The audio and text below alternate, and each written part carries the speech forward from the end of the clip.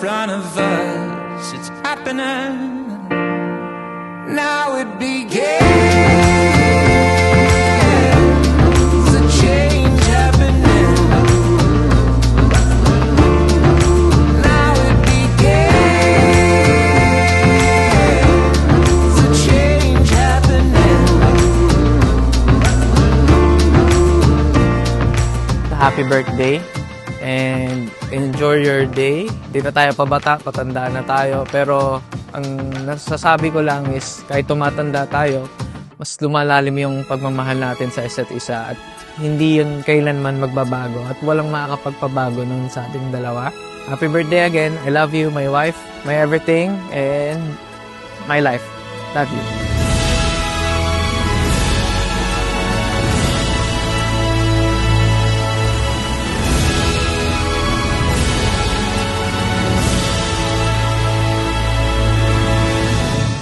Swaying in the firelight to the sound of coyote calls.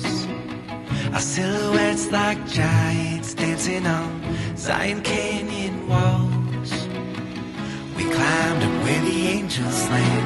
You looked right at home, then you took my hand. I thought, hey, I'ma tell our kids about this someday. When I'm with you, I see the world in a new way. Above the clouds like we're floating in space. I'ma tell our kids about this someday. I'ma tell our kids about this someday. Bago na yung pananaw ko dati kasi dati gusto ko lalaki. Pero ngayon, parang mas feel ko babae kasi para tipid sa damit. Pangatlo na to. Pangatlo na kasi to. So, sana babae para hindi na kami bumili ng gamit. So, ako, syempre, mas gusto ko lalaki naman kasi dalawa ng babae. So, sana this time, boy naman. Pero syempre, kung ano man yung ibigay ni Lord, okay pa rin sa akin. Basta healthy, boy or girl. Yun guys, ito ay boy. Kasi sa amin, boy. Kaya, boy, natuuso ngayon ng boy. Boy yan! Congrats agad, Madam Rose Parat, Boss Jerome. God bless, bang. I'ma tell our kids about this someday. I'ma tell our kids about this someday. I'ma tell our kids about this someday.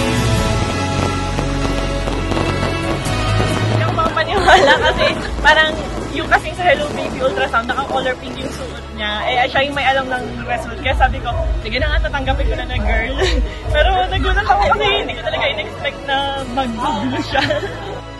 Sobrang saya kasi finally, magkakaroon na kami ng boy. And matagal nang planado yung name niya. Ayun, Nathaniel Ross.